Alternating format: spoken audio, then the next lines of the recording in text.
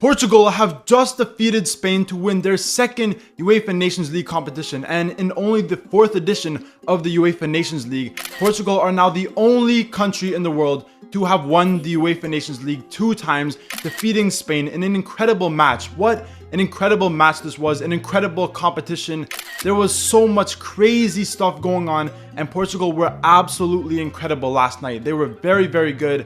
Nuno Mendes was incredible, Ronaldo was incredible, and now they are the only country to have won the UEFA Nations League for the 2nd time in history. In today's video, I'm going to be giving you guys a little reaction to the game. I'm going to be talking about the game, talking about how Portugal played and how they were able to defeat Spain, and also look a little bit into the future, into the 2026 World Cup, and looking at both of these teams and how they could possibly be favorites for the 2026 World Cup. Now, first things first, I have to take the L. I got this prediction completely wrong. In the semifinals, I predicted Germany and France to advance when obviously Portugal and Spain advanced. And in my final prediction, I did predict Spain to win when obviously Portugal ended up winning on penalties. But I did get something right. If you remember at the start of that prediction video, I said that if Portugal were able to defend Spain well enough to take this into penalties, then I thought Portugal would 100% win. Because with Diogo Costa, who is a very good keeper in penalties, and with their more experienced players with very good penalty takers like Bruno Fernandes, I always thought that if this game did go to penalties, Portugal would win. And that is exactly what happened. They took it to penalties. They played well in full time. In penalties, they obviously did very well. They went 5 for 5. Morata ended up screwing up a penalty, but you can't take anything away from the save from Diogo Costa because it was an incredible save. He saved Portugal in this penalty shootout. They ended up winning, and they have now won the 4th UEFA Nations League. Now, I am going to talk about both of these teams, but I need to start with Portugal, and one player I need to talk about is Nuno Mendes. This guy is absolutely incredible, and I remember a few years ago during the Euros or even during the World Cup, a lot of people were talking about him as a very young fullback who has a lot of great qualities about him. But it's only been for the last 2 years where he has really stepped up his game. And this season, he is having arguably the best season out of all players in the world. In my opinion, he is definitely the best left back at the current moment. And in this game, he was absolutely incredible. He did not make one single mistake. He was coming up against one of the best, one of the most hyped up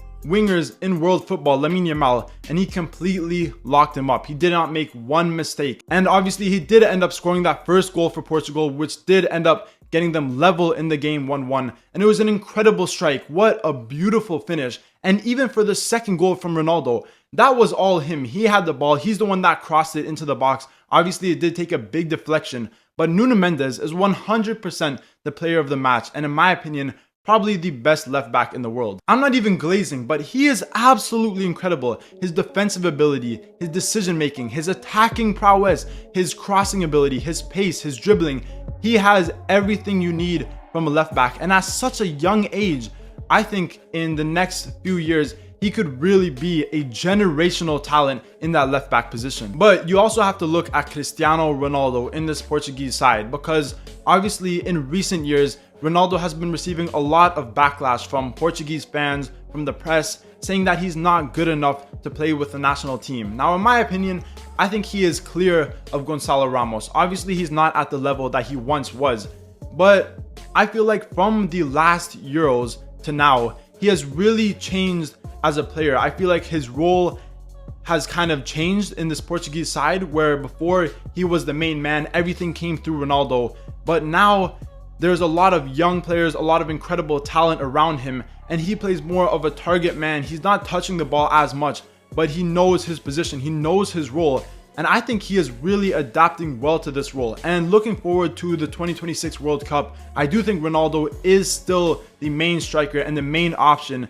in the Portugal front line. Now, I'm going to talk a little bit about Spain because I predicted them to win this game. And in my opinion, I do think they were the better team throughout this game. Obviously, for the first 45 minutes, they were absolutely incredible. They dominated possession. They obviously did end up scoring the 2 goals. And Portugal, in that first half, only had 2 shots, with Nuno Mendes' shot and his goal being the only shot on target. So I think that Portugal definitely came out of this game much more strong and much more convincing than what Portugal did. But throughout the second half, and especially into extra time, even though Spain still dominated possession, Portugal's defense were very solid and Spain never really got the best opportunities. In fact, Portugal, with as little shots as they had, arguably had better opportunities than Spain did. I just don't think Spain created enough in this game. I don't think Lamine Yamal, Oyarzabal, and Nico Williams did enough in the attack. And that's why Portugal ended up getting that second goal. They ended up bringing this game into penalties, which obviously they were always the favorites to win. Now we need to take a look at Spain's backline, because in my final prediction video, I did say that this is the one weak point in Spain's squad. Their backline isn't that solid. They don't have that much experience. And we saw this in the quarterfinals where they conceded 5 against the Netherlands. We saw this in the semifinals where they conceded 4 against France and almost threw away that game.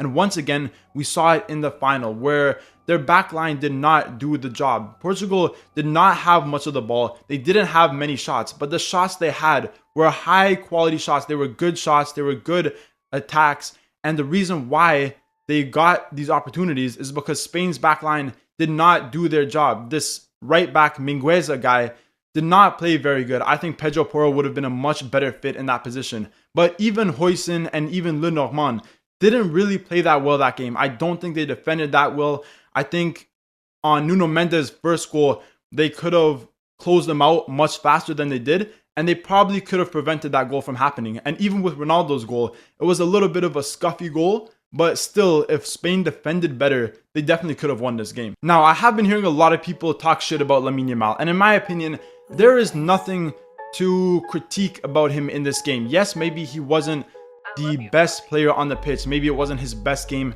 Maybe he wasn't the most decisive in this game. But he was getting double teamed, if not triple teamed at some points. And the best left back in the world is guarding him. So with the best left back on him, with multiple Portuguese players surrounding him on almost every single attack, there's not much that he could do. He's obviously an incredible player, but he's so young and he doesn't have enough experience in these big games to know how to deal with being double or even triple teamed sometimes. Now, I do need to talk a little bit about both managers, because in my opinion, I think they both made small mistakes in this game. In terms of De La Fuente, I don't think he started Spain's best lineup. I think they had a lot of other good players that could have played, which were sitting on the bench. I think if you look at players like Gavi or players like Grimaldo or even Dani Olmo, I think all three of these players should have 100% come on, when instead he put on Bayana, he put on Yeremy Pino, who are still good players but have much less experience than some of these other players that I mentioned. And I think if you would have made better substitutions, then Spain probably could have scored another goal in the extra time and probably could have won this game. But if we look at Roberto Martinez, I don't know what to say about this manager. I don't know if Portuguese fans like him or not, but in my opinion, I don't think he's the right manager for Portugal. Portugal are going through a golden generation right now. They have a set of players that are absolutely incredible, young, talented players. They currently have a golden generation and they're going to waste it with Roberto Martinez, a manager who had that golden generation with Belgium and did nothing with them for 10 years. And now he's with Portugal. And I think that he is not the right man for this job. I think Portugal have one of the best lineups in the world, but not when you're putting one of the best midfielders playing as a right back. He is the one that screwed up in the first goal. That was his fault because he's playing out of position. We saw with PSG, him and Vitinha in the midfield is absolutely incredible. And for you to play him at right back because you favor other players like Bernardo Silva in the midfield, it's appalling. It doesn't make any sense. Him in that midfield with Vitinha is a perfect balance. They have the perfect defensive capabilities with João Neves, the perfect attacking capabilities with Vitinha. They have the stamina of João Neves, and Bernardo Silva with Vitinha. It just didn't look good enough. This is a little bit of a hot take, but in my opinion, if Portugal still have Roberto Martinez in the 2026 World Cup, they will not win. I don't think there's any way that Portugal win the 2026 World Cup with Roberto Martinez as their manager. He doesn't have the best tactics. He doesn't know what his main starting 11 should be. He's bringing players off the bench that perform better than starting players. Rafael Leao was absolutely incredible this game. He's starting midfielders at right back like João Neves. When these players need to be played in their position, Rafael Leao needs to be starting.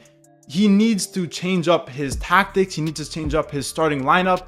and then Portugal can flourish. Then Portugal can be one of the best teams in the world. But under him, he won't make these changes. And for that reason, I don't think Portugal will be able to win the World Cup 2026 with Roberto Martinez as their manager. I think they need to sack him. They need to get a new manager. And then with a new manager, I do think Portugal have probably the best lineup and one of the best talents in the whole world. But with that being said, I still have to congratulate Portugal. They were absolutely incredible. And even though I'm not a big fan of Roberto Martinez, as you just saw, I still think he made some very key substitutions in this game. Rafael Leao was absolutely incredible when he came on.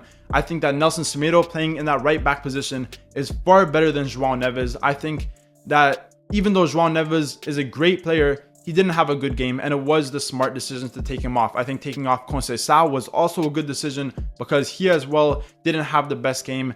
And in general, I do think Roberto Martinez made good and necessary substitutions for Portugal to win this game. But like I already said, some things need to change if Portugal want that chance to win the 2026 World Cup. But that is the end of this video. I think that this 2025 Nations League was absolutely incredible. There was so many incredible games in the quarterfinals, the semifinals, and obviously this final match was very, very entertaining. And Portugal have won the second UEFA Nations League in their club's history. If you guys enjoyed this video, you enjoyed my predictions, and you're excited to see more videos, more predictions for the upcoming Club World Cup, remember to leave a like, comment, subscribe, all that good stuff, and stay tuned for more videos.